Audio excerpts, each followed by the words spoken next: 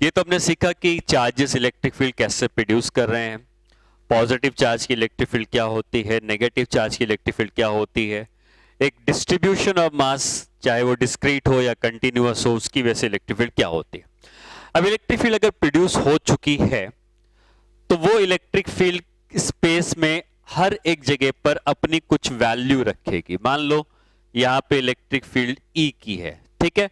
किसने प्रोड्यूस किया नहीं पता, हो सकता है अकेले मास ने प्रोड्यूस किया हो या कंटिन्यूअस मास चार्ज डिस्ट्रीब्यूशन ने प्रोड्यूस किया हो या डिस्क्रीट चार्ज डिस्ट्रीब्यूशन ने प्रोड्यूस किया हो। चार्जेस अकेला हो सकते हैं, सिस्टम हो सकता है, लेकिन ये इलेक्ट्रिक फील्ड जो उन्होंने प्रोड्यूस करी है उसकी वैल्यू ही की है। अब यहां पर अगर आप ले जाकर कोई दूसरा चार्ज रख देंगे इधर, ठीक है। अब ये टेस्ट चार्ज नहीं है, कोई भी जनरल चार्ज हमने ले जाके रख दिया, तो जैसे जैसे आपको ये पता है कि अर्थ ने ग्रेविटेशनल फील्ड प्रोड्यूस करी है और उस ग्रेविटेशनल फील्ड में अगर कोई दूसरा मास आ जाता है तो उस पे mg का फोर्स लगने लगता है। उसी तरीके से अगर किसी भी डिस्ट्रीब्यूशन ऑफ चार्ज ने यहां पे इलेक्ट्रिक फील्ड की प्रोड्यूस करी है और वहां पे ले जाकर अगर आप वहां पे कोई भी दूसरा चार्ज q रख देते हैं तो उस q के चार्ज पर अब एक फोर्स लगने लगता है और उस q के चार्ज पे जो फोर्स लगने लगता है उस फोर्स की जो वैल्यू होती है वो q times of electric field के बराबर होती है, ठीक है। ये वेक्टर फॉर्म में हमने फोर्स लिखा है तो इस बात पर ध्यान देंगे कि अगर वो चार्ज जो हमने रखा है, जो चार्ज हमने रखा है वो चार्ज अगर पॉजिटिव हो तो उस पर लगने वाला फोर्स इलेक्ट्रिक फील्ड के डायरेक्शन में लगेगा। वहीं अगर इलेक्ट्रिक फील्ड इस तरफ थी, ठीक है, इलेक्ट्रिक फील्ड इस तरफ थी, हमने यहां पे ले जाकर जो चार्ज रखा वो माइनस क्यू का रख दिया, तो अब इस माइनस क्यू के चार्ज पर जो फोर्स लगता है वो इलेक्ट्रिक फील्ड के अपोजिट डायरेक्शन में लगता है, सेम डायरेक्शन में नहीं लगता है। और इस फोर्स की जो वैल्यू उस नेगेटिव चार्ज में लगती है वैल्यू क्यू इंटू ई की लेंगे, लेकिन अगर नेगेटिव चार्ज है तो उसको माइनस क्यू लिखेंगे, ठीक है। ओवरऑल आपको यह समझना है कि पॉजिटिव चार्ज पे फोर्स इलेक्ट्रिक फील्ड के सेम डायरेक्शन में लगता है। ई कौन सी है? एक्सटर्नल फील्ड है जो किसी ने प्रोड्यूस करी होगी, और उस एक्सटर्नल फील्ड में अगर हम कोई चार्ज रखते हैं पॉजिटिव चार्ज में फोर्स सेम डायरेक्शन में लगता है और नेगेटिव चार्ज में फोर्स इलेक्ट्रिक फील्ड के अपोजिट डायरेक्शन में लगता है। अगर आप वेक्टर फॉर्म यूज करते हैं तो यहां पर Q को विथ साइन पुट करना है, मतलब अगर मैं वेक्टर फॉर्म यूज करता हूं फोर्स का Q इंटू ई, तो आपको याद रखना है इस वेक्टर फॉर्म में Q विथ साइन पुट करना है, ठीक है। लेकिन अगर मैं सिर्फ ये लिखता हूं कि जो फोर्स लग रहा है उसकी वैल्यू QE की है, ठीक है, वैल्यू तो QE की ही है, बस अगर पॉजिटिव चार्ज होगा तो ये फोर्स पॉजिटिव चार्ज के डायरेक्शन में लगेगा, नेगेटिव चार्ज होगा तो फोर्स अपोजिट डायरेक्शन में लगेगा, वैल्यू जो है वो उसकी QE की है। तो हम जब स्केलर फॉर्म यूज करते हैं तो यहां पर Q में कोई भी साइन नहीं लगाते हैं, तो Q यहां पे विदाउट साइन आता है क्योंकि ये सिर्फ वैल्यू बताने के लिए यूज होगा, और अगर हमें डायरेक्शन बताने के लिए यूज करना है तो Q को विद साइन पुट करना है, ठीक है। इसी के ऊपर एक क्वेश्चन अगर हम करते हैं, क्वेश्चन ये है कि charge of 5 coulomb experiences the force of 5I cap minus 10J cap when placed in external electric field, ठीक है। हमने किसी एक्सटर्नल इलेक्ट्रिक फील्ड में 5 कूलम का चार्ज रखा, इतना फोर्स लगा। Now the charge is replaced by the charge of minus 3 coulomb. Find the force on it, ठीक है। तो जहां पर 5 कूलम का चार्ज रखा हुआ था उस पर इतना फोर्स लग रहा था, अब उसकी जगह हम -3 कूलम का चार्ज रख देंगे तो कितना फोर्स लगेगा। तो बेसिकली कहीं ना कहीं कोई एक्सटर्नल फील्ड रही होगी और उस एक्सटर्नल फील्ड में हमने जब 5 कूलम का चार्ज रखा तो इतना फोर्स लगा। क्योंकि फोर्स वेक्टर फॉर्म में दिया है तो हम वेक्टर फॉर्म का ही रिजल्ट यूज करते हैं। फोर्स कितना दिया है 5I cap minus 10J cap, Q कितना दिया है 5 कूलम का, इलेक्ट्रिक फील्ड के बारे में हमको कुछ नहीं पता, लेकिन हमको यहां से इलेक्ट्रिक फील्ड मिल जाएगी I cap minus 2j cap is equal to electric field. तो हमको यह पता चल गया कि जो एक्सटर्नल इलेक्ट्रिक फील्ड थी वो इतनी थी। अब इस एक्सटर्नल इलेक्ट्रिक फील्ड में कितना चार्ज ले जाके रख देना है, -3 कूलम।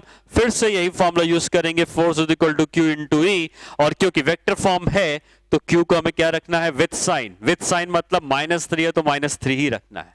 ई कितना है, ई हमने निकाला, ई है आई कैप माइनस 2j कैप। इसका मतलब जो फोर्स लगेगा वो -3 आई कैप प्लस 6j कैप, इतना फोर्स उस -3 कूलम के चार्ज पे लगेगा। ठीक है, ओके चलो फिर अगले पार्ट में आते हैं और सीखते हैं कि इलेक्ट्रिक फील्ड अलग अलग डिस्ट्रीब्यूशन ऑफ चार्जेस की वजह से कितनी आती है।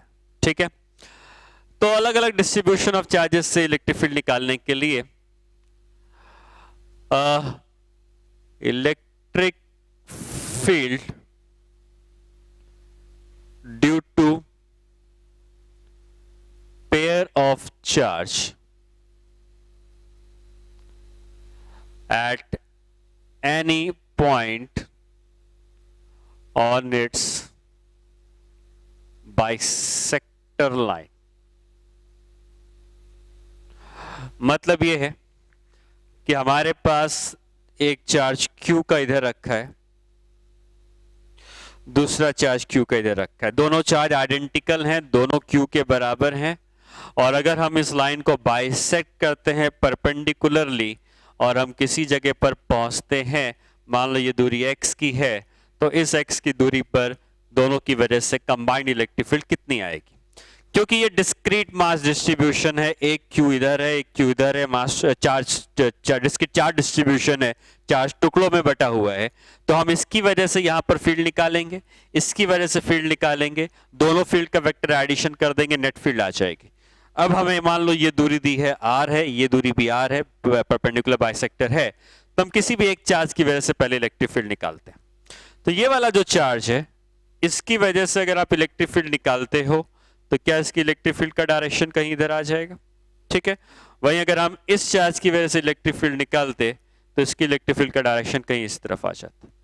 ये दोनों इलेक्ट्रिक फील्ड अपनी अपनी प्रोड्यूस कर रहे होते, लेकिन ये दोनों इलेक्ट्रिक फील्ड जो प्रोड्यूस करते, इनके डायरेक्शंस तो अलग होते लेकिन वैल्यू सेम रहती। रीजन ये है कि Q के चार्ज से जितनी दूरी ये है, Q के चार्ज से उतनी दूरी ये है, और ये दूरी है कितनी, ये r है, x है, पाइथागोरस थ्योरम लगाएंगे तो ये दूरी आ जाएगी r² प्लस x²।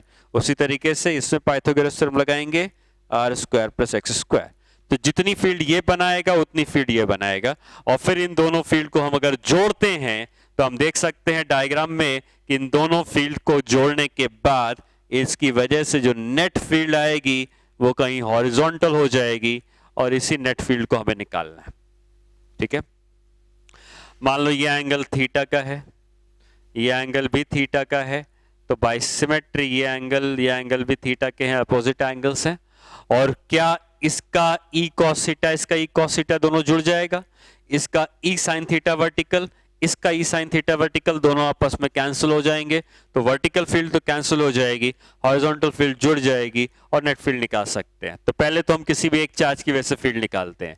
Q का चार्ज अपने से इतनी दूरी पर कितनी फील्ड बनाएगा, k q बाई वैल्यू कितनी है, √r² प्लस x² है, इसका होल स्क्वायर करेंगे तो क्या अंडर हट जाएगा, ये फील्ड हो गई। उतनी फील्ड ये भी बनाएगा। ठीक है, और जब नेट फील्ड निकालने की बात आती है तो नेट फील्ड आ जाती है, इन दोनों ही फील्ड का हॉरिजॉन्टल कंपोनेंट जोड़ देना है, तो 2e cos थीटा, इसका भी cos थीटा इसका भी cos थीटा जुड़ जाएगा। तो नेट फील्ड की वैल्यू कितनी लिख सकते हैं, नेट फील्ड लिख सकते हैं 2 टाइम्स ऑफ e की वैल्यू कितनी है, kq by r² plus x² cos theta. cos theta हम इस ट्राइंगल से लिख सकते हैं बेस अपॉन हाइपोटेनियस, तो हो जाएगा x divided by √r² plus x²।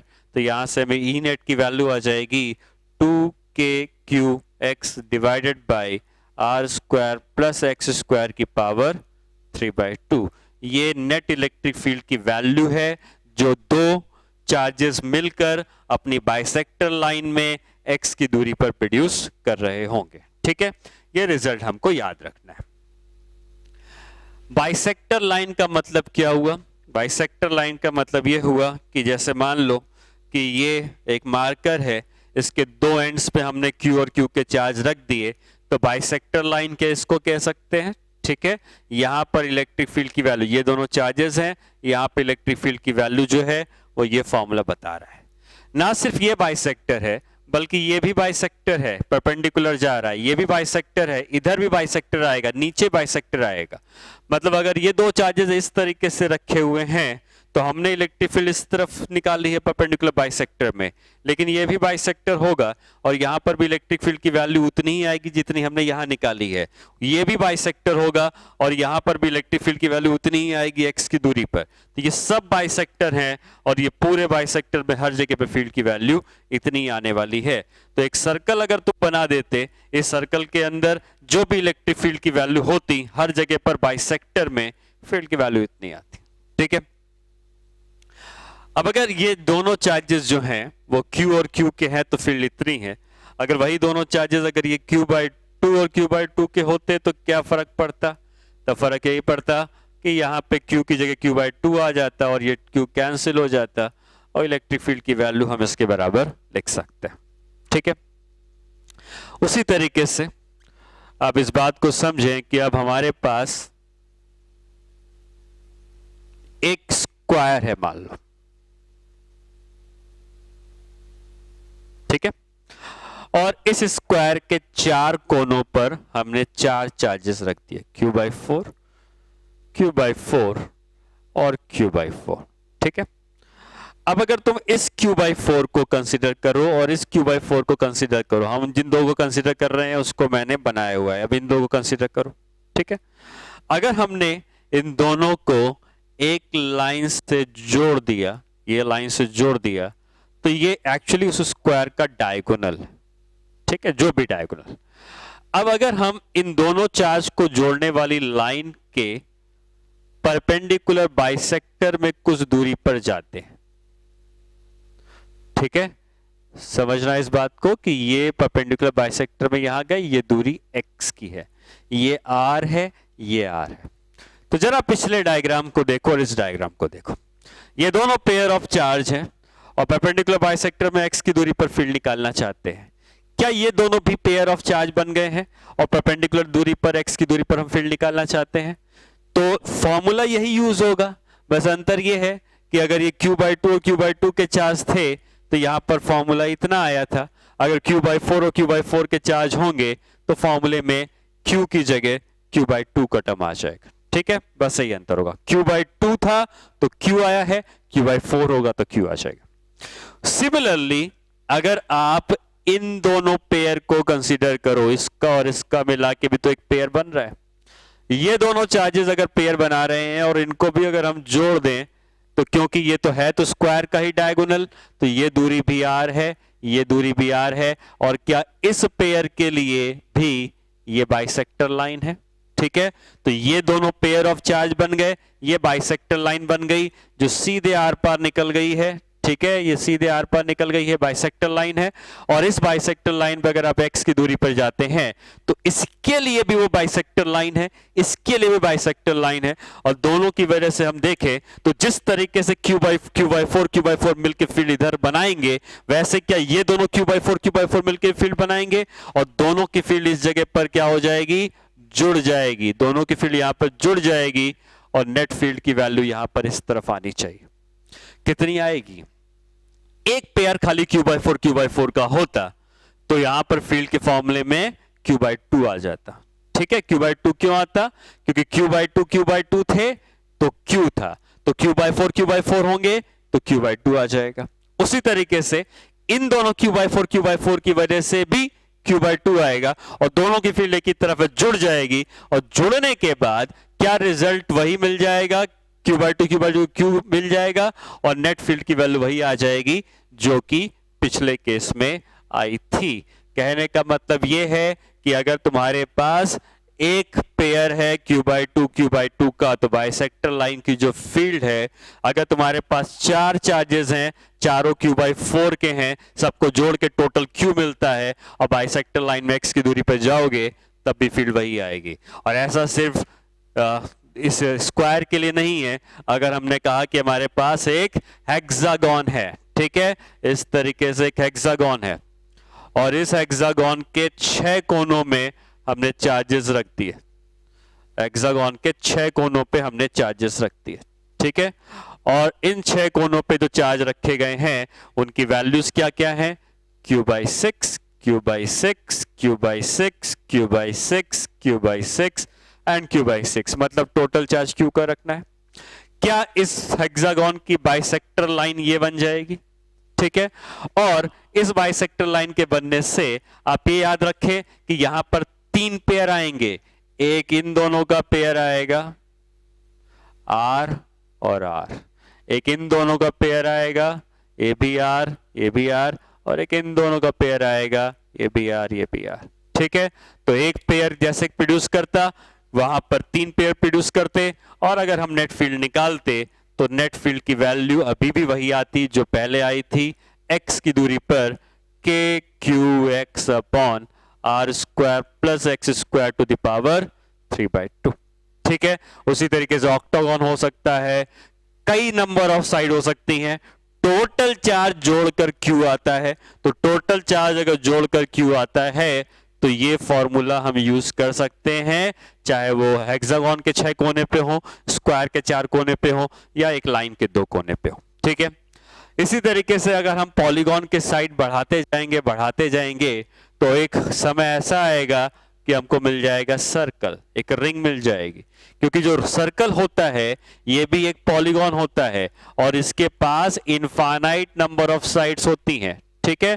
तो अगर हम एक पॉलीगॉन बनाते हैं जिसकी इनफाइनाइट नंबर ऑफ साइड होती हैं तो वो बन जाता है एक सर्कल, और अगर हम उस सर्कल के ऊपर वही टोटल चार्ज Q का देते तो अब ये टोटल चार्ज Q का इस सर्कल के ऊपर या रिंग के ऊपर है, तो ये रिंग के ऊपर हर एक कोने पर चार्ज है, तो ये पूरा चार्ज इसकी रिंग में डिस्ट्रीब्यूट होगा और टोटल चार्ज की वैल्यू जो है वो अभी भी Q के बराबर है, ठीक है।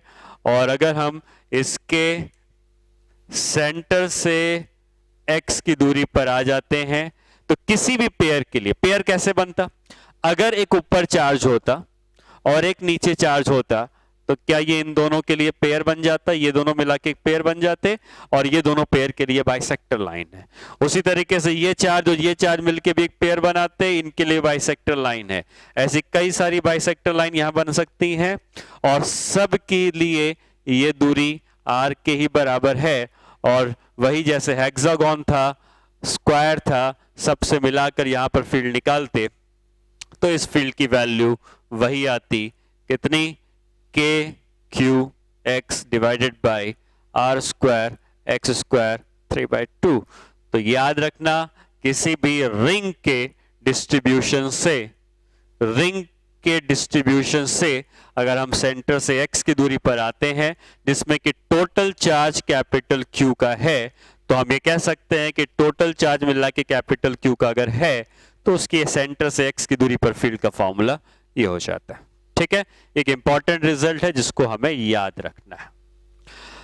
अब इस इलेक्ट्रिक फील्ड की वैल्यू आप देख सकते हैं कि x के बदलने से इलेक्ट्रिक फील्ड बदल रही है, लेकिन x न्यूमरेटर में भी है और x डिनोमिनेटर में भी है।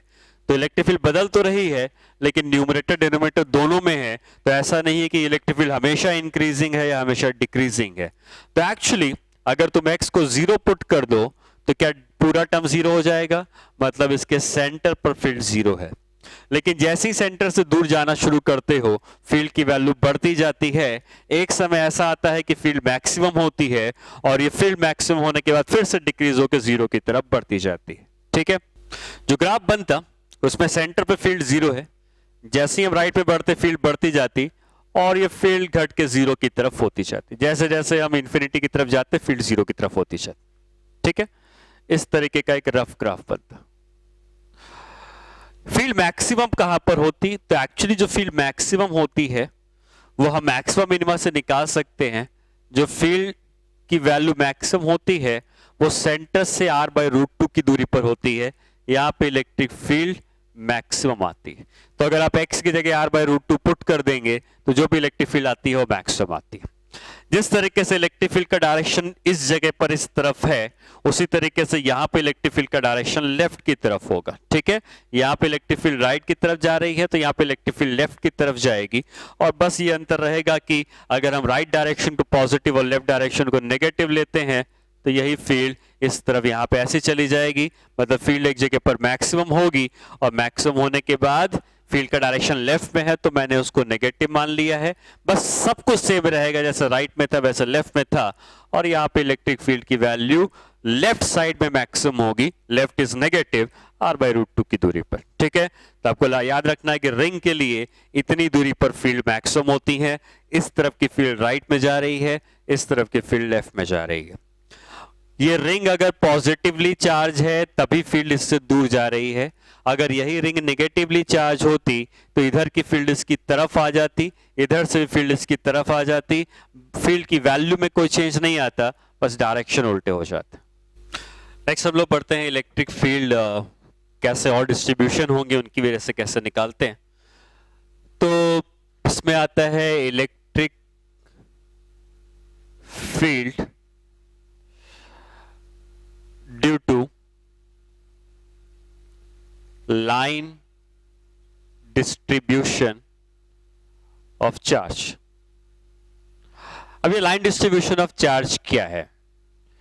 बेसिकली हम जब चार्ज को डिस्ट्रीब्यूट करते हैं किसी भी जगह पर तो हम तीन तरीके से कर सकते हैं। एक स्ट्रेट वायर में कर सकते हैं, एक लाइन में कर सकते हैं, एक प्लेन में कर सकते हैं। जैसे स्क्वायर की पूरी सरफेस में कर दिया, डिस्क की पूरी सरफेस में कर दिया, तो उसको सरफेस में हम जब करते हैं तो वो प्लेन डिस्ट्रीब्यूशन या सरफेस डिस्ट्रीब्यूशन होता है। और तीसरा होता है पूरे वॉल्यूम में कर दिया, हमने पूरे स्फीयर के अंदर और बाहर पूरे वॉल्यूम में कर दिया, सिलेंडर के पूरे वॉल्यूम में कर दिया, तो उसको वॉल्यूम चार्ज डिस्ट्रीब्यूशन कहते हैं। यहाँ पे electric field due to line distribution of charge में सबसे पहले तुमको समझना है कि इसका मतलब क्या होता है। तो इसका मतलब ये होता है कि हमने चार्ज को डिस्ट्रीब्यूट किया है एक लाइन में, और ये डिस्ट्रीब्यूशन कैसा डिस्ट्रीब्यूशन है? कंटिन्यूअस चार्ज डिस्ट्रीब्यूशन है, जिसमें चार्ज को कंटिन्यूअसली हमने एक एंड से दूसरे एंड तक बांट दिया है। ठीक है, यहां पर एक टर्म आता है उसको हम कहते हैं लीनियर चार्ज डेंसिटी। डेंसिटी का मतलब ये नहीं होता है हमेशा कि हम मास बाय वॉल्यूम लिखें, डेंसिटी अलग अलग तरीके की हो सकती है। लीनियर चार्ज डेंसिटी का मतलब जो चार्ज है वो अगर किसी लेंथ पे डिस्ट्रीब्यूट होता है, यहाँ पे वॉल्यूम नहीं है, इसके थिकनेस वगैरह सब जीरो है मान लेते हैं, तो हम ये कहेंगे कि चार्ज सिर्फ लेंथ में डिस्ट्रीब्यूट हुआ है, तो इस तरह की चार्ज डेंसिटी को हम लीनियर चार्ज डेंसिटी कहते हैं। इसको सिंबल लैम्डा से रिप्रेजेंट करते हैं। मान लो मैंने इसमें क्यू का चार्ज डिस्ट्रीब्यूट दिया है टोटल, तो टोटल चार्ज क्यू का दिया गया है। मान लिया जाए इसकी total length L capital L की है, तो टोटल लेंथ कैपिटल एल की है, तो ये इसकी लीनियर चार्ज डेंसिटी हो जाती है।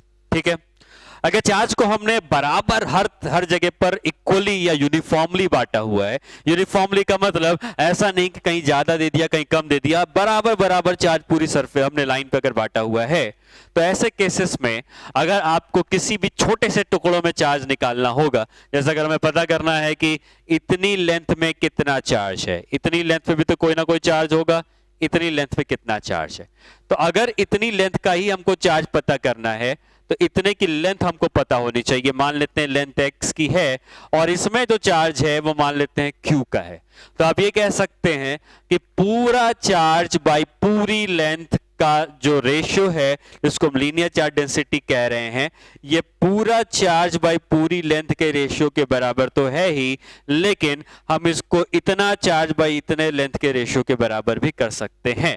तो पूरा चार्ज है तो पूरी लेंथ है, इतना चार्ज है तो इतनी लेंथ है। आप ऐसा भी कर सकते हैं कि हमने यहां पर एक छोटा सा एलिमेंट dx का ले लिया, तो क्या इस छोटे से एलिमेंट पर छोटा सा चार्ज dq का होगा, तो इतनी लेंथ है तो इतनी लेंथ पे इतना चार्ज dq का और लेंथ dx की। ठीक है, तो जब चार्ज को हम बांटते हैं एक लेंथ पे तो हमको ये याद रखना है कि लीनियर चार्ज डेंसिटी का मतलब होता है चार्ज बाय लेंथ। जितना बड़ा चार्ज जितनी बड़ी लेंथ, उतनी लेंथ पे उतना चार्ज, छोटी लेंथ पे छोटा चार्ज, डिफरेंशियल लेंथ पे डिफरेंशियल चार्ज। ठीक है, और हमें इस डिस्ट्रीब्यूशन ऑफ चार्ज की वजह से इलेक्ट्रिक फील्ड निकालनी है। तो इसमें भी डिफरेंट केसेस होते हैं। पहला केस होता है फाइनाइट लेंथ। ठीक है, जो चार्ज का डिस्ट्रीब्यूशन है वो फाइनाइट लेंथ का। फाइनाइट लेंथ का है मतलब ये चार्ज जो है ये यहां से यहां तक बांटा गया है, और चार्ज अगर यहां से यहां तक बांटा गया है तो हमको ये लिख देता है लैम्डा। लैम्डा का मतलब इसकी लीनियर चार्ज डेंसिटी हमको पता हो गई। हमको लैम्डा अगर दिया है तो हमको लीनियर चार्ज डेंसिटी पता हो गई। और अगर हम इस वायर से कुछ दूरी पर आते हैं, मान लेते हैं हम यहां पर आते हैं आर की दूरी पर, और हमें फील्ड की वैल्यू पता करनी है, ठीक है। तो यहां पर फील्ड की वैल्यू कितनी है ये जानने के लिए आप ये समझिए कि यहां पे फील्ड की दो वैल्यूज होती हैं। एक फील्ड होती है इसके परपेंडिकुलर डायरेक्शन में, जिसको हम ई परपेंडिकुलर कहते हैं, ठीक है। और एक फील्ड होती है इसके पैरेलल डायरेक्शन में। अब पैरेलल डायरेक्शन में कितनी फील्ड है वो मैंने ई पैरेलल लिख दिया यहां पे।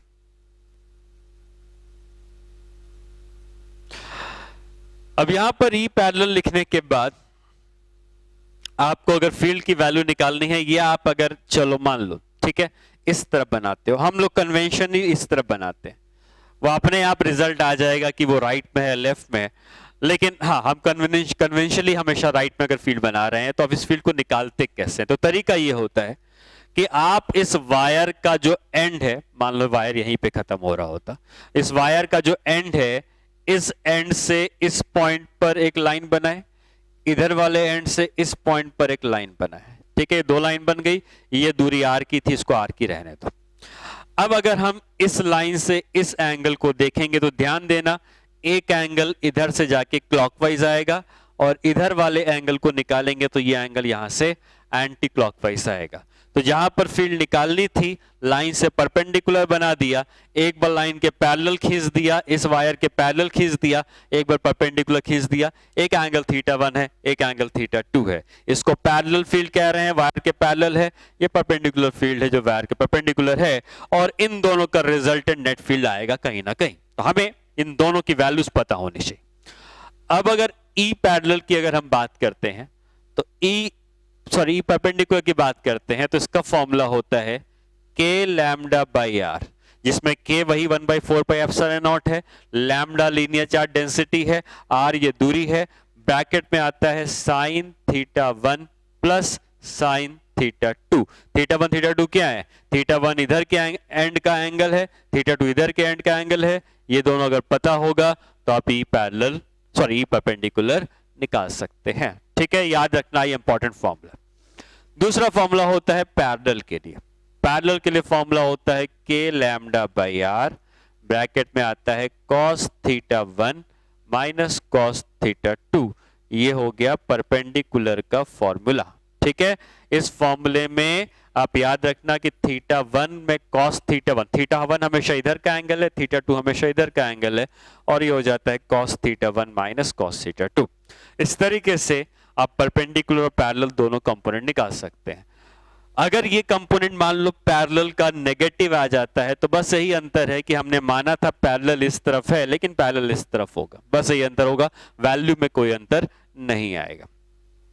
तो ये हो जाता है फाइनाइट लेंथ के लिए फॉर्मूला। जब वायर की लेंथ फाइनाइट होगी तो फील्ड ऐसे निकालनी है। फाइनाइट लेंथ में ही एक केस और बन सकता है, और वो केस ऐसा बन सकता है कि हमें जहां पर फील्ड निकालनी है, लीनियर चार्ज डेंसिटी लैम्डा है, ठीक है, लेकिन हमें जो फील्ड निकालनी है, वायर यहां पे खत्म हो गया है, हमें फील्ड निकालनी है यहां पर, ठीक है, यहां फील्ड निकालनी है। तो ऐसे केस में एक्चुअली जब वायर खत्म हो चुका है तो वायर के खत्म होने के बाद आप थोड़ा सा और आगे बढ़ते हैं और फिर ये परपेंडिकुलर दूरी आर आते हैं, तो हमेशा जो आर है वो हमेशा परपेंडिकुलर होता है, ठीक है। आर हमेशा परपेंडिकुलर होता है, वायर से परपेंडिकुलर दूरी आर होती है, और यहां पे फील्ड निकालनी है तो तरीका क्या रहेगा, दोनों एंड्स के वायर से इसको जोड़ देंगे, ये एक एंड इधर आ गया, ये एक एंड इधर आ गया, ठीक है। लेकिन अब दिक्कत क्या हुई कि एक एंगल θ1 इधर आ गया, एक एंगल θ2 इधर आ गया। जरा पिछले डायग्राम में आओ, देखें क्या अंतर है। जब हमें इन दोनों वायर के कहीं बीच में फील्ड निकालनी होती थी तो जब हम परपेंडिकुलर बनाते थे तो आर आता था, लेकिन एक एंगल हमको इस तरफ मिलता था क्लॉकवाइज, एक एंगल इधर मिलता था एंटी क्लॉकवाइज। अगर फील्ड हमें और आगे निकालनी थी यहां पर तो परपेंडिकुलर दूरी तो अभी भी आर की ही है, या फील्ड निकालनी तो एक एंगल एंटी क्लॉकवाइज और दूसरा भी एंटी क्लॉकवाइज। तो ऐसे केस में अगर हम देखें तो थीटा 2 तो पहले भी एंटी क्लॉकवाइज था, थीटा 2 पहले भी एंटी क्लॉकवाइज था, थीटा 2 अभी भी एंटी क्लॉकवाइज है, लेकिन जो थीटा 1 क्लॉकवाइज था वो एंटी क्लॉकवाइज बन गया है। मतलब जो एंटी क्लॉकवाइज बन गया है उसकी वैल्यू में चेंज आएगा। बाकी फील्ड का डायरेक्शन किधर रहेगा, एक फील्ड परपेंडिकुलर रहेगी ई परपेंडिकुलर, एक फील्ड पैरेलल रहेगी ई पैरेलल। अब परपेंडिकुलर का फॉर्मूला क्या था, परपेंडिकुलर का फॉर्मूला था K lambda by R sine theta 1 plus sine theta 2, लेकिन थीटा 1 कैसा हो चुका है, थीटा 1 जो पहले क्लॉकवाइज था वो एंटी क्लॉकवाइज हो चुका है, इसलिए यहां पर माइनस लगाना होगा, माइनस साइन थीटा 1। एक्चुअली जो लगता है वो लगता है साइन ऑफ माइनस थीटा 1 लग जाता है, और sine of minus theta minus sine theta होता है, तो इसकी वैल्यू हम लिखते हैं K lambda by R minus sine theta 1 plus sine theta 2। ठीक है, ये ई परपेंडिकुलर की वैल्यू हो गई। ठीक है, इतना ध्यान रखना है हमें। यहां पे दोनों पॉजिटिव थे, थीटा 2 वैसे ही रहा जैसे पहले था, थीटा 2 में कोई चेंज नहीं, थीटा 1 जो पहले क्लॉकवाइज था वो एंटी क्लॉकवाइज हो गया, तो यहां माइनस साइन आ जाता है। ई पैरेलल, ई पैरेलल की वैल्यू में भी थीटा 1 की जगह माइनस थीटा 1 कर देंगे, लेकिन cos minus theta plus cos theta ही होता है, इसलिए कॉस थीटा की वैल्यू में कोई चेंज नहीं आता है, cos minus theta cos theta ही होता है, तो इसकी value cos theta 1 minus cos theta 2 आ जाएगी। ठीक है, तो इस तरीके से हम ई परपेंडिकुलर पैरेलल निकाल सकते हैं। ठीक है, इलेक्ट्रिक फील्ड अब हम सीखते हैं कि जैसे हमने एक फाइनाइट वायर के लिए फील्ड निकाली, अब उसके लिए डिफरेंट केसेस और बनते हैं।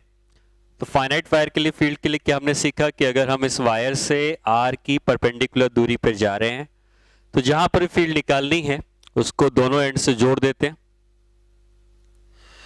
और दोनों एंड से जोड़ने के बाद अगर ये एंगल्स हमको मिलते हैं आर थीटा 1 और थीटा 2, तो दो कंपोनेंट्स होते हैं, एक परपेंडिकुलर होता है और एक पैरेलल होता है। पैरेलल कंपोनेंट की वैल्यू होती है K lambda by R cos theta 1 minus cos theta 2, और जो पैरेलल परपेंडिकुलर होता है उसकी वैल्यू होती है K lambda by R sine theta 1 plus sine theta 2। ठीक है, और जहां पे लैम्डा क्या है, लैम्डा इसकी लीनियर चार्ज डेंसिटी है। ठीक है, ये हमने सीखा। अब अगर इसमें हम नेक्स्ट केस में आते हैं और मान लेते हैं कि ये वायर जो है वो इनफाइनाइट लेंथ का है, इनफाइनाइट वायर, तो इनफाइनाइट वायर पे क्या होगा कि इसके दोनों एंड जो हैं ये इन्फिनिटी तक जा रहे होंगे, और अगर हमको फील्ड निकालनी है इससे आर की दूरी पर, तो हम परपेंडिकुलर डिस्टेंस आ जाते हैं आर का, यहां पर फील्ड निकालनी है। क्योंकि दोनों एंड से इन्फिनिटी तक जा रहे हैं तो इस डायग्राम में ही आप समझें कि ये वाला एंड जैसे जैसे दूर बढ़ता जाएगा ये थीटा 1 का एंगल भी बढ़ता जाएगा, और अगर ये एंड इन्फिनिटी चला जाएगा तो यही थीटा 1, जब ये इन्फिनिटी चला जाएगा तो थीटा 1 90 हो जाएगा। उसी तरीके से इधर भी इन्फिनिटी चला जाएगा, थीटा 2 भी 90 हो जाएगा, तो थीटा 1 और थीटा 2 दोनों 90 डिग्रीज होंगे। तो यहां पर जो फील्ड की वैल्यू आएगी, जो फॉर्मूला हमने लिखा था उसमें पुट करते हैं, तो परपेंडिकुलर कंपोनेंट आ जाता है 2k लैम्डा बाई आर, और जो पैरेलल कंपोनेंट होता है उसकी वैल्यू हो जाती है 0। ठीक है, आप यहां पुट करेंगे cos 90 0 होता है, sin 91 तो ये 2k लैम्डा बाई आर होता है। तो ये इंपॉर्टेंट फॉर्मूला है कि अगर हम वायर से परपेंडिकुलर आते हैं, इनफाइनाइट वायर होगी तो फील्ड से परपेंडिकुलर डायरेक्शन पे होगी, उसकी value 2k lambda by are के बराबर आ जाती है। ठीक है, एक होता है कि semi infinite wire. Semi infinite wire basically कहने का मतलब यह है कि है तो ये इनफाइनाइट, लेकिन इसका एक एंड हमको पता है, हमको पता है कि ये वायर यहां पर खत्म हो जा रहा है, दूसरा एंड इन्फिनिटी तक चला गया है। ठीक है, और फील्ड कहां निकालते हैं इस पे भी ध्यान देना, जहां पे वायर खत्म हुआ है उससे जाकर हम आर की दूरी पर फील्ड निकालते हैं। ठीक है, तो यहां पर हम जब फील्ड निकालेंगे तो दो कंपोनेंट्स आएंगे, परपेंडिकुलर आएगा और पैरेलल आएगा।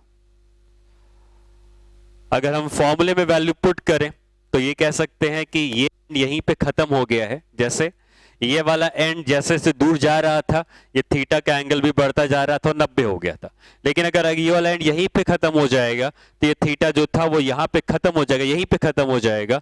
तो क्या यहाँ पे थीटा 1 की वैल्यू 0 डिग्री है और थीटा 2 की वैल्यू 90 डिग्री है। ठीक है, तो यहाँ पे अगर हम पुट करते हैं उस वैल्यू पर तो 190 डिग्री अगर पुट करते हैं तो फॉर्मूला जो था उसमें पुट करने पे k lambda by R cos theta 1, theta 1 कितना है 0 है तो 1 माइनस कॉस थीटा 2, थीटा 2 90 है तो वो 0 हो गया, तो सिर्फ k लैम्डा बाई आर बचता है।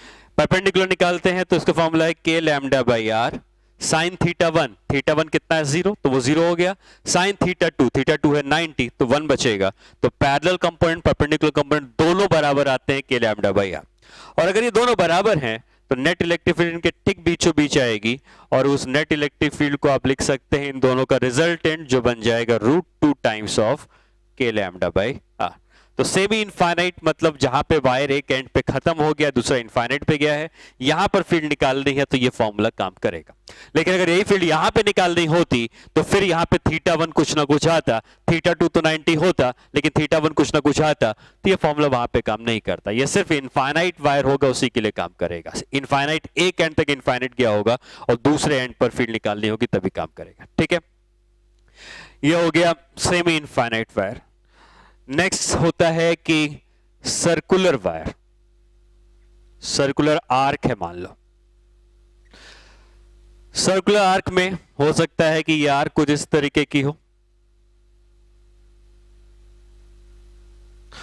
और इसमें हमने चार्ज को लीनियरली, लीनियर चार्ज अभी भी कहेंगे क्योंकि चार्ज एक लाइन पे ही बटा हुआ, लीनियर चार्ज डेंसिटी लैम्डा है, ये कहीं सेंटर है इस आर्क का, सर्कल जो भी रहा होगा, और यहां फील्ड निकालनी है। जहां भी फील्ड निकालनी है अगर हम यहां से एक लाइन बनाते हैं जहां पे फील्ड निकालनी है तो ये रेडियस हो जाएगा इस सर्कल का। जहां पे फील्ड निकालनी है उसके दोनों एंड्स इसको जोड़ देते हैं, ये वाला एंगल कुछ आएगा थीटा 1, इधर से कुछ एंगल आएगा थीटा 2। ये दोनों एंगल्स अलग अलग हो सकते हैं, इस एंगल को थीटा 1 कह दिया गया, इस एंगल को थीटा 2 कह दिया गया। ठीक है, इसके भी दो कंपोनेंट्स आएंगे, एक कंपोनेंट होता है ई पैरेलल और एक कंपोनेंट होता है ई परपेंडिकुलर, और इसका फॉर्मूला वही रहता है जो एक लीनियर स्ट्रेट वायर का फॉर्मूला आता था। मतलब पैरेलल कंपोनेंट अभी भी वही है k lambda by R cos theta 1 minus cos theta 2 और परपेंडिकुलर कंपोनेंट वही है k lambda by R sin theta 1 plus sin theta 2। ठीक है, तो एक स्ट्रेट वायर का जो फॉर्मूला था और एक सर्कुलर आर्क का जो फॉर्मूला है दोनों सेम रहते हैं और फॉर्मूले में वही करना है, दोनों एंड से थीटा 1 थीटा 2 के एंगल्स पता होंगे तो आप फील्ड निकाल सकते हो। ठीक है, सर्कुलर आर्क में एक स्पेशल केस ये हो सकता है कि आप फील्ड निकालना चाहते हैं जहां पर थीटा 1 और थीटा 2 दोनों बराबर हैं। मतलब हम यहां पर फील्ड निकालना चाहते हैं, ये दूरी r के बराबर है। ठीक है, इस तरीके से इधर से जोड़ने पर ये एंगल जो आया है ये भी थीटा का आया है और इधर से जोड़ने पर ये एंगल जो आया है ये भी थीटा का है। ऐसे केस में जब बीचों बीच निकालते हैं तो एक्चुअली ये जो पैरेलल कंपोनेंट होता है वो कैंसिल आउट हो जाता है, क्योंकि cos थीटा 1 में थीटा वही है, थीटा 2 में थीटा वही है, तो ये कैंसिल हो जाएगा और यहाँ पे साइन थीटा, इधर से थीटा उधर से थीटा दोनों जुड़ जाएंगे और यहाँ पे जो फील्ड आएगी ये ठीक एकदम परपेंडिकुलर ही रहेगी इस तरफ और इस फील्ड की वैल्यू जो होगी वो कितनी हो जाएगी 2k lambda by R into sine theta. ठीक है, साइन थीटा दो बार आएगा, sine theta plus sine theta, तो 2k lambda by R divide to sine theta के बराबर। ठीक है, अगर वही ये आधी रिंग होती तो क्या हो जाता, आधी रिंग होने से क्या हो जाता कि ये दोनों थीटा क्या 90 डिग्री हो जाते। आधी सेमी सर्कुलर रिंग हमने बना दी, सेमी सर्कुलर रिंग बनाने के बाद हमें फील्ड निकालनी है इस जगह पर, तो यहां पे जब फील्ड निकालेंगे तो क्या थीटा, ये दोनों थीटा 90 हो जाएंगे, तो फील्ड की वैल्यू कितनी आ जाएगी, फील्ड की वैल्यू लिख सकते हैं, थीटा की वैल्यू 90 पुट कर देंगे तो साइन 91 हो जाएगा और फील्ड की वैल्यू हो जाएगी 2k लैम्डा बाई आर। ये वही फील्ड है जो एक इनफाइनाइट वायर प्रोड्यूस करता है। तो सेमी सर्कुलर अगर रिंग होगी तो उसकी रिंग के सेंटर पे जो फील्ड होगी उस फील्ड की वैल्यू वही होती है जो पूरा एक इनफाइनाइट वायर प्रोड्यूस करता है, जिसकी value 2k lambda by are होती है। अगर पूरी रिंग नहीं है, आर्क है, तो इस तरीके से निकाल सकते हैं। और आर्क में भी अगर दोनों एंगल बराबर बराबर नहीं है तो फिर पैरेलल परपेंडिकुलर दोनों कंपोनेंट्स निकालने पड़ते हैं। ठीक है, तो ये कुछ केसेस हो गए जहां पर हम एक लीनियर चार्ज डिस्ट्रीब्यूशन की वजह से फील्ड निकालते हैं। ठीक है, लीनियर चार्ज डिस्ट्रीब्यूशन में एक बात और समझ लेते हैं कि अगर लीनियर चार्ज डिस्ट्रीब्यूशन में हमें फील्ड निकालनी है अलोंग द लाइन किसी पॉइंट पर, तो इसके लिए क्या करना है? यहां पर फील्ड निकालनी है, लीनियर चार्ज डेंसिटी लैम्डा के बराबर है, ये दूरी मान लो x के बराबर है, इस वायर की जो पूरी लेंथ है वो मान लो l के बराबर है, और हमें यहां पे फील्ड निकालनी है। इस केस के लिए हमें यहां पर इसको निकालने के लिए हमें इसमें इंटीग्रेशन की जरूरत करनी पड़ेगी, क्योंकि ये कंटिन्यूअस चार्ज डिस्ट्रीब्यूशन है। बाकी सारे केस भी इंटीग्रेशन से ही आते हैं, ये भी इंटीग्रेशन से ही आता है। कॉम्पिटिटिव एग्जाम में रिजल्ट्स की जरूरत पड़ती है, एप्लीकेशन उस रिजल्ट का करना पड़ता है, तो इस तरीके से इसकी भी कोई ना कोई फील्ड आएगी और उसका रिजल्ट क्या आता है उसको देखते हैं। तो इसके लिए मैं आपको बता भी देता हूं कि करना कैसे होता है कंटिन्यूअस चार्ज डिस्ट्रीब्यूशन। तो जैसे मैंने पहले बताया कि कंटिन्यूअस चार्ज डिस्ट्रीब्यूशन में आपको एक छोटा एलिमेंट कंसीडर करना पड़ता है। मान लो ये छोटा एलिमेंट जो कंसीडर किया गया है ये आर है मान लो। ठीक है, ये जो छोटा एलिमेंट कंसीडर किया गया है इसकी लेंथ dx की है, और अगर dx की है तो इसके पास कोई ना कोई चार्ज dq का होगा। जैसा हमने सीखा कि लैम्डा को हम लिखते हैं चार्ज बाय लेंथ, पूरा चार्ज होता है तो पूरी लेंथ लिखते हैं।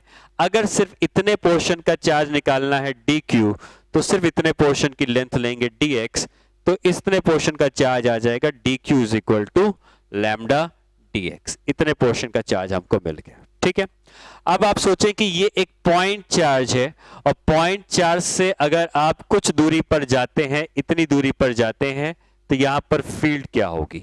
ये दूरी मान लेते हैं x के बराबर है। ठीक है, तो ये dq का अगर पॉइंट चार्ज होता तो ये अपने से x की दूरी पर एक इलेक्ट्रिक फील्ड प्रोड्यूस कर रहा होता जिसकी वैल्यू dE की होती। ठीक है, जब भी कंटिन्यूअस चार्ज डिस्ट्रीब्यूशन होगा तो एक छोटा एलिमेंट पर चार्ज निकालकर उसकी वजह से फील्ड निकालेंगे।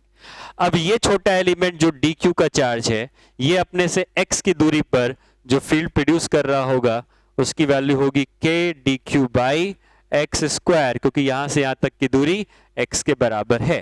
ठीक है, dq की वैल्यू पुट कर देते हैं, dq की वैल्यू पुट करने पर यह आ जाएगा k into lambda dx by x square, ये इसकी फील्ड आ गई। ठीक, अब इस फील्ड की वैल्यू हमें निकालनी है पूरे वायर से, ये तो छोटे एलिमेंट से आई है तो हमें इंटीग्रेट करना पड़ेगा, और इस वायर के जितने भी एलिमेंट्स होंगे छोटे छोटे, यहां पर सब की फील्ड इसी तरफ जा रही होगी, क्योंकि कोई भी एलिमेंट जो होगा वो पॉजिटिव चार्ज होगा, और पॉजिटिव चार्ज की फील्ड इससे दूर जाती है, तो हर एक एलिमेंट की फील्ड इससे दूर जा रही होगी।